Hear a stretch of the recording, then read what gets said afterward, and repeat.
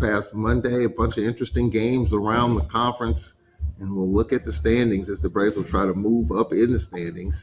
Braves are a 7 seed right now, but there's some tight-knit teams between the 7 seed and the 3 seed, so an opportunity to move up. You can give us a call, 601-877-6595. You can text a question, 601-301-2611 on X Tall Man Radio. Braves head coach Landon Bussie, as you can see, ladies and gentlemen, joining us here on this Tuesday. Coach Bussie, how are you? I'm doing amazing. Can't complain. Well, you weren't feeling amazing Saturday. The comments that you made Saturday kind of have stuck with me these last 72 hours. 71-63, Coach. And you really kind of dug deep within yourself in terms of just going forward. 4 games left. What do we need to do? This time last year, we were rolling with a 5-game winning streak. Now we've lost a couple in a row, haven't led the last couple of games. So as you've been able to think about it, kind of dissect it, where do you see things here, and where did things just turn over the last couple of games, Florida A&M and then Jackson State? I'm just disappointed in my team, how we get out here and play with no effort, and that's been one of the pillars of this program in the past few years, is the energy and the effort and the intensity that we just play with. We just have not made a level of consistency to my level of expectations to get us over the hump. We start games slow, we start flat, and then we just, we'll find our way to get back in the game. It's just a lack of urgency, a lack of intensity that we have yet to try to figure out what it looks like to be successful. Okay, Braves head coach Landon Bussie in his office in the Whitney Arena. Braves fall 71-63 in the game. And you look at the numbers, rebounds were about even. We were down 14 at the break. Coach, again, the second straight game that we have not led. And normally we play from the front. And you stressed against Bethune-Cookman the first 5 minutes, got to win that. And then against Jackson State, down 14. What have you been able to put your finger on these slow starts? And there have been games in which we have started, I wouldn't say totally slow, but kind of halfway, but we found a way to shoot ourselves back in it and kind of get it going. But have you been able to put your finger on these slow starts the last couple of games, especially?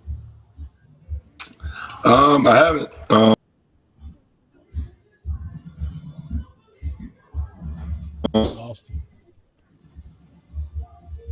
I think we lost Coach Bussie. Can you hear me? Coach, you still there? Yeah. Okay, there we go. Just a lack of focus and lack of intensity that we have, and urgency. Haven't put my finger on it. I'm going to continue to try to work. Good thing about it is we're still in a great position to finish at the top of the conference. Could get the 3 seed, possibly the 2 seed. But we just got to take care of business. We take care of business these last few games, 2 games at home, then go on the road to Valley and Pine Bluff. We're in great position to make a run in the SWAC tournament, have some steam and momentum. Hopefully we learn from this. Hopefully we get better, and hopefully we just move forward. Jackson State could be a team that we might be seeing in the first round of the tournament, depending on how these brackets go and these games go. Jackson State, they're at home. Obviously, Texas Southern and Prairie View, and they've got some games coming up. And, of course, for us, we're at home, TSU, Prairie View, and then we go to Valley and Pine Bluff. So let's look at the Jackson State game, Coach, 71-63. Shannon Grant, Romel Manziel, Dorian McMillan, Kevion Hunt, and Deshaun Ruffin. We've done a really good job in holding the opposition's best player. If it's not Bradley Doctor, we'll see him coming up. Deshaun Ruffin, 10 points. But Shannon Grant got off, Coach. In the first half, they were finding him, and we've trailed by 14. Other than the slow start, what concerns you about that first 20 minutes? I mean, how we just let people just, dominate us and destroy us, and we have no pride or no fight behind it. That's the most concerning thing. We will let someone just completely just dominate us, and we have no pride. We have no effort. We have no passion. I mean, it's like, a guy like Shannon Grant just literally just destroyed us, and we have no pride. And as you can see right there, he's the Florida A&M transfer, and I mean they're and I've looked at them from a distance from up above. I mean they're pretty long and pretty athletic. So what did you have to defend? Is it one of those situations where you had to give up something to get something? Was when you look at Ruffin, was he the primary concern on the scout? Who were the primary concerns or concern for the scouting report the second go round? It was, I mean, Ruffin, Hunt. We want to do a good job more on Dorian McMillan. I mean, they got 6 or 7 guys we really want to lock in and focus on. And you let these guys come in your hometown and down here in January and just punk you, and then you go down to Jackson and just get punked. We have no problem just walking in the gym and just getting punked. It's no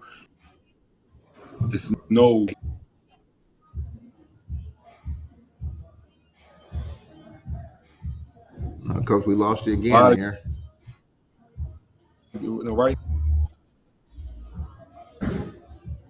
now. Um, I think we're having some connection issues down there. I'll tell you what, Coach. Okay, all right, there we go. Uh, you were just talking about just being the aggressor. I think that's kind of what you're talking about, delivering the first message, and that's been an area of concern, obviously, Coach, for you off and on throughout this season. I mean, like I said, I think some of these guys is comfortable with just comfortable with not having success, just comfortable with losing, comfortable with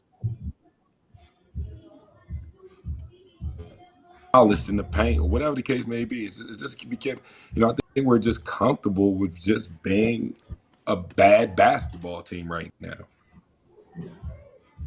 I tell you what, Coach, what we're going to do is we're going to take a break right here.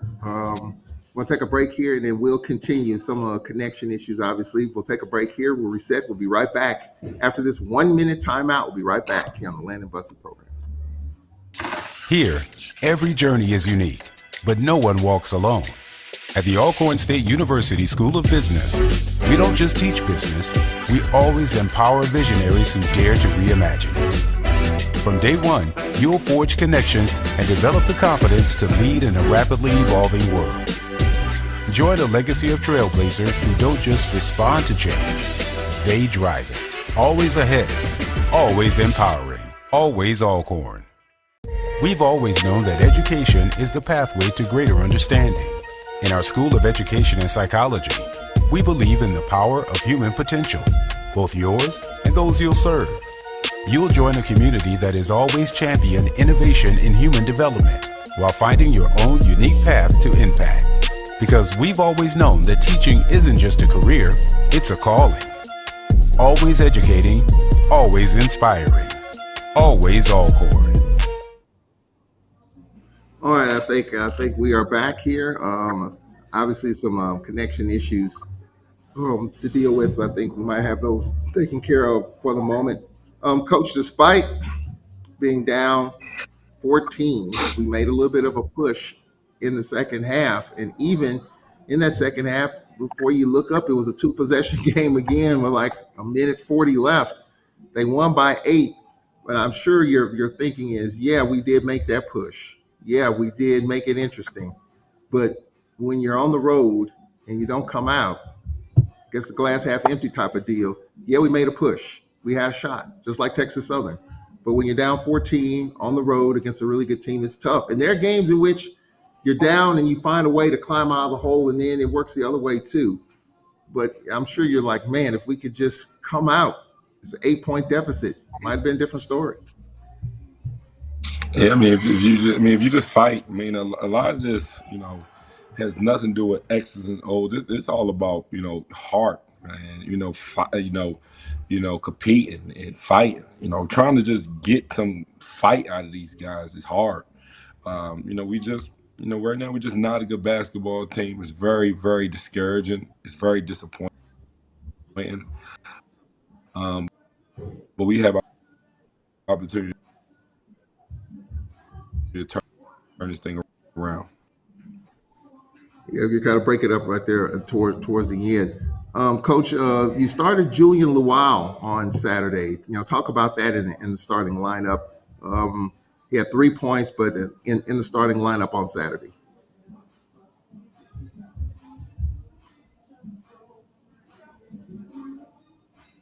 Coach, can you hear me? I think we lost him again. Coach, can you hear me?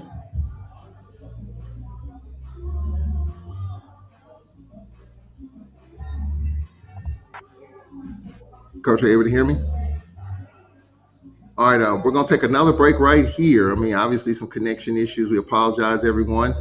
This does happen from time to time. So we'll take a break here. We'll be right back after this timeout here on the Brave Sports Network.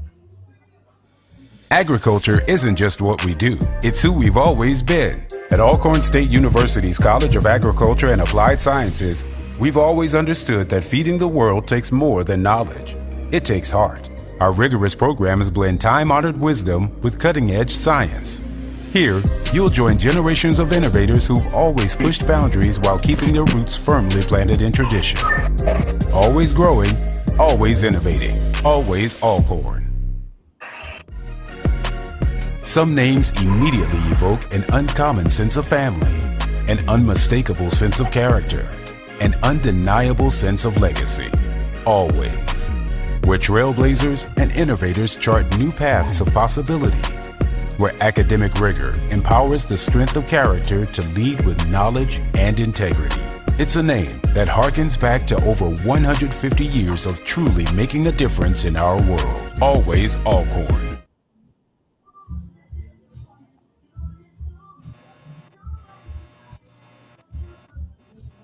Is the service better in here?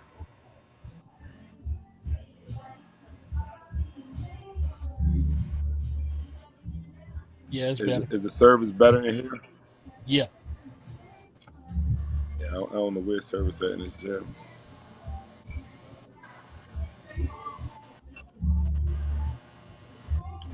All right, we welcome you back to the Landon Bussie program. Coach, can you hear me? Yeah. Okay, there we go. I see you've moved to the arena floor. Coach, Julian Luau got the start against Jackson State. Talk a little bit about that. I know with your starting lineup, so you have said that you as players determine who starts. Luau getting the start on Saturday played 13 minutes. Yeah, just thought that, he'd been practicing well. Thought that, for another lengthy guy out there on the perimeter would have been good for us. But I don't think that we came out just the right way. Just continue just to try to find guys who want to play and want to come out with some urgency. But the slow starts, we gotta get a hold of them before the SWAC tournament. We had 19 more shot attempts, Coach. We had 70 shot attempts on goal, 38%. So it offensively, you feel like in that game we were getting what we wanted, plus 19 in shot attempts, even though we shot 38%. Yeah, we knew we was gonna get what we want. We feel like that, our guards can get any shot that they want. The biggest thing is, defensively, can we continue just to hold our own, keep guys out the paint, and dominate the post. So we knew we was gonna get a lot of easy looks. We just wanted to know how we was gonna do on the defensive end, which we struggled at. Yeah, giving up 71 points. You have said all year long with this team, 60-ish plus or minus is good. Anything, the upper 60s and the 70s. We saw that against Florida A&M in the 80s. That's a bit of a stretch for at least defensively. You're not happy with that. And then offensively, that really puts some pressure on your offense as well. It puts a lot of pressure on us to do something that we're not really good at, which is, scoring a lot of points at a very high volume game. We're not good at them type of games, and we haven't been good at it all year. So we want to control the pace of the game. We want to make the game a tough, physical, grimy, gritty game. And when we do that, we have success.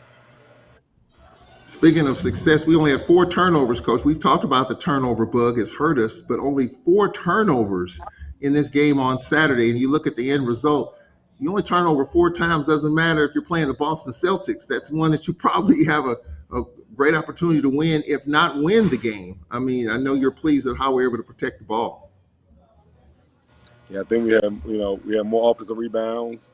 They had more turnovers. I mean, it's just It's just you game you look back at and see like what could you have done better to put your team in a better situation to be successful. It's just disappointing that we just that right now we just aren't fighting. Well, I'm going to ask you an interesting question, Coach. I was thinking about this over almost 30 games played coast to coast non-conference, and the way you grind every practice. It doesn't matter whether it's Jackson State, doesn't matter if it's South Alabama, doesn't matter if it's Maryland, doesn't matter if it's Rice. It's the same template: go hard, coach them hard, play hard. But you hear this phrase, I haven't heard it lately, but in a long grind of a season, you hear this phrase: hitting the wall. Do you think, Coach, with this team, and you said this is going to be a different group, a lot of new coaches, assistants, a lot of new players, a lot of new pieces, and considering how you go hard all the time, do you think that maybe coming out of this game, 4 games left, you think the team's kind of hit the wall? I don't know. Might have, but they need to find a way to unhit the wall and get back to practicing hard. My system, my philosophy ain't gonna change not one bit. So if they have hit the wall, they need to unhit it and get back focused. Yeah. So there is no slowing down. Do you feel like you've gone too fast here with this group and slowing down a little bit? But you've already answered the question. If my guess is, my sense is No. that you're going to go even faster with the SWAC tournament right around the corner. Today was probably one of our hardest and toughest practices all year. Most intense, hardest, toughest practices all year. Them guys, they really got after it today, and we put them through some tough drills. I thought that was going to be tomorrow, Coach, or maybe Thursday. I was going to be there tomorrow on Thursday. I was going to look forward to that. But Well, what you're saying is that today. Well, typically we don't practice on Tuesdays because we have a game on Monday. So Yeah. I gave off Sunday and Monday, so we got after it today. So it was pretty lively, pretty spirited, pretty intense. Absolutely. All right, let's look at the standings, Coach. If Cedric, you can pull that up. You and I talked about this last week, how you're very analytical. You look at the standings, you know the tiebreakers, you see where we are, ladies and gentlemen. You got Southern, Jackson, Bethune-Cookman, Texas Southern, Alabama State, Florida A&M, and right now we are in the 7th spot right now, but a half game behind Florida A&M. Florida A&M's beaten us twice, so they have the tiebreaker. Alabama State, we beat them in the only meeting, so we have the tiebreaker there. We have a chance to get the tiebreaker on Texas Southern. We only lost by 6 there, so we have a chance to do that. What are you seeing in these standings, Coach? Unusual to be a 7 seed when the last 3 years we've been 2 number 1 seeds and a number 2 seed. Definitely an uncomfortable position to be in right now with 4 games left in the regular season. Oh no, we're not going to finish at a 7 seed. We're not going to finish at a 7 seed. We'll be fine. We will be fine. One thing I have known is that I will always find a way to make my team competitive and to find a way to finish at the top. We will not be at the 7 seed. Yeah, this time last year, we were on a 5-game winning streak on our way to a 9-game winning streak going into the tournament. So definitely want to try to pick it up and try to stay out of that 7 seed, as we talked about. With that, early tournament dates with the 7 through 10 seed, 7 plays 10, 8 plays 9. And that's what kind of coaches have been talking about at the bottom there. They want to avoid the 7 seed. So right now we're 7. We have an opportunity to move up. All right, so Coach, let's take a look at what we got coming up on Saturday. You got Prairie View and Texas Southern, starting with Prairie View as you talk about their team that's trying to move up as well. What do you see in Coach Smith's team? In that first meeting at PVU, we were up by 16. They cut it to 8. I think we got a couple of stops, knocked down a couple of buckets, and took the life out of them with about 5 minutes left in the second half. What do you see from Coach Smith's team from the last time we saw them until right now? I just see, right now they got guys that can score the ball. They just coming off of a huge victory. It was on a 9-10 games losing streak. So now they're going to come down here with a boatload of energy, ready to compete, trying to move themselves up in the tournament play. So I expect for them to come down here and compete extremely hard. It's a game I'm a little concerned about because I think we can take our foot off the gas sometimes. But I think they're going to come down here with a boatload of energy, ready to go hard. We talk about this, and I know it's probably old news now, but you were the lead assistant at Prairie View for a number of years. Does the stomach churn a little bit more when we play Prairie View facing a coach that gave you an opportunity anytime we play Prairie View and Coach Smith? No, I mean, just, I mean, been here now 5 years, so, probably hit that honeymoon, over that honeymoon stage of just, having excitement playing them. Now it's just a regular game for me. Well, when we saw Prairie View, they had one of the top scorers in Pepway. What do you see in him the second go round? I thought, as we've done most of the year, we kind of keep their top scorer in check, but Pepway kind of got his in the last 4 or 5 minutes to kind of keep them halfway in it because we were up 16. They cut it to 8. What top scores do we keep in check? We let the kid Thomas from Bethune tear us up. We let the kid Matthews from FAMU tear us up. I mean, we don't keep top scores in check. These guys don't have enough pride for that. So when you look at Pepway, Coach, and I stand corrected, what do I you expect see for them to get 30 against us. I expect for 30? them to come in here and put up 30. Yeah, oh yeah. We don't have enough pride to get up there and make guys work. That's not what we are about right now. We don't have that type of pride and urgency and just just toughness right now. So I expect him to come down here and put up 30 and no one cares. That's what I expect. And then on Monday, you got Texas Southern coming in here, and we talk about that. We're down 22 at halftime. I think we had an early lead, and then they got on a run. They were up 22. We cut it to 6 with a minute and a half left. And Texas Southern fighting to stay in the top 3 or 4 in the standings. What do you see in Texas Southern this second go around, or just mainly focused on Prairie View? I mean, I just expect Texas Southern to come in here, same thing they did to us. Just come in here with when we went down there, a lot of energy, jammed us up, couldn't receive the ball on the wings, couldn't get in the paint, just punked us. I expect for them to come down here and bring that same energy. Now it's up for us to have some pride and have some fight in our blood and our bone, to not just sit up here and just let guys just do whatever they want to us. So hopefully that we look ourselves in the mirror and say that we need to fight. We need to have pride at some point. At some point, I mean, when does your pride kick in and stop just let guys just punk you? All the teams that we done beat are the bottom league teams. We don't beat the good teams. We beat the bottom teams, and then we sit up here and come in practice, act like we some bullies. But when we play some good team, we get straight up punked. Yeah, what's been the message to your team? You gave them a couple of days off. What was the message in the locker room? I know it was disappointing, losing to Jackson State for the second time. What's been the message? Looking at film and just body language. I know you're into all of that stuff. What has been like the last 3 days? What's up, man? Just to have some more pride. Have more pride, care, pride, care, pride, care.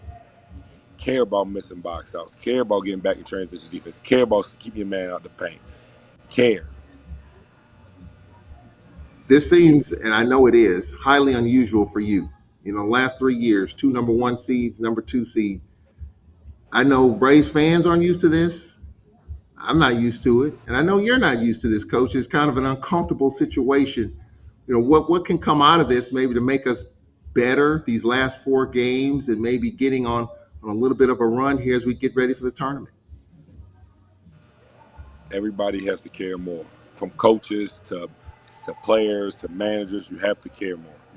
You have to care about your duties. You got to care about your assignments. You got to care about what's in front of you. You got to care about your tasks. That's what it's all about right now. The word of the day is care. You have to care. And no, I'm not used to this. I will never get used to this. Losing is not for me. And it's going to be uncomfortable for everybody until we get back on a path where I feel as though that we are being competitive. So this is not something I'm used to. It's something I will never get used to, and not something I will never submit to. Losing will never sink into and get embedded into my blood.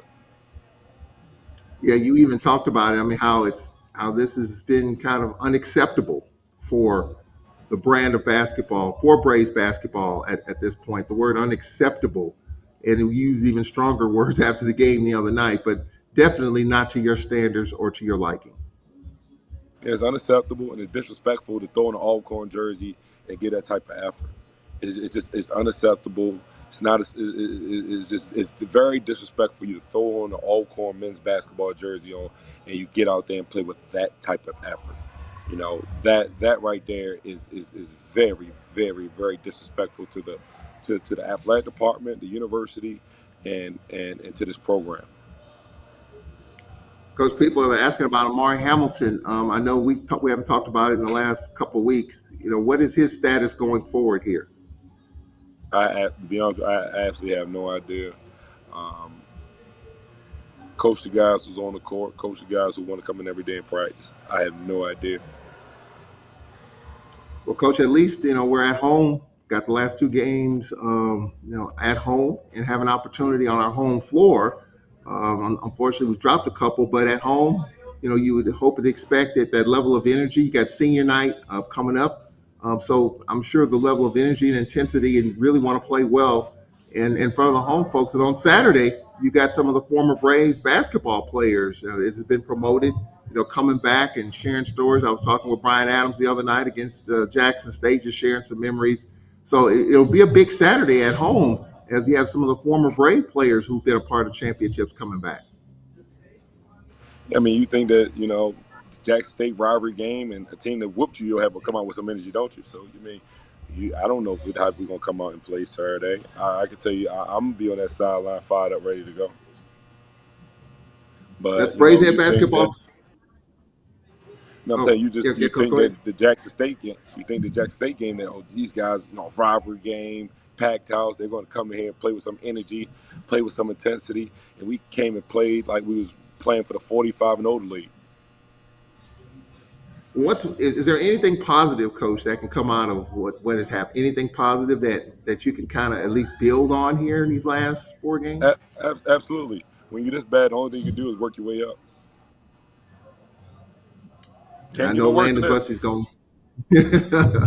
Yeah, it's tough for sure, and I just know you knowing that sleep is probably not even in your vocabulary. Trying to figure out what we need to do to get it going. But it's Braves basketball preview coming in on Saturday, and then on Monday, Texas Southern, Johnny Jones and company. A big game is the final home game of the regular season. Coach Bussie will be talking to you in a couple of days as we get ready for the last two home games. Appreciate it. Thank you. That's Braves head basketball coach Landon Bussie. We apologize for some of the technical issues, some of the Wi-Fi connection. I see Coach Bussie moved to a better location where there's a better signal there, and that does happen from time to time. Definitely concerned. Landon Bussie, this is not a comfortable situation for him. This is very uncomfortable for him, to say the least. Hopefully the Braves can turn things around beginning on Saturday as they take on PVU. That'll do it. We appreciate Coach Lisa Powell and Landon Bussie for the Nate Kilburn and Landon Bussie programs. I'm Charles Edmond. We'll talk to you on Thursday. Big game. Lady Braves, Texas Southern, 6 o'clock. We'll have the pregame at 5:45. For our producer, Jamario Brooks, Cedric Tillman, I'm Charles Edmond. We'll see you on Thursday.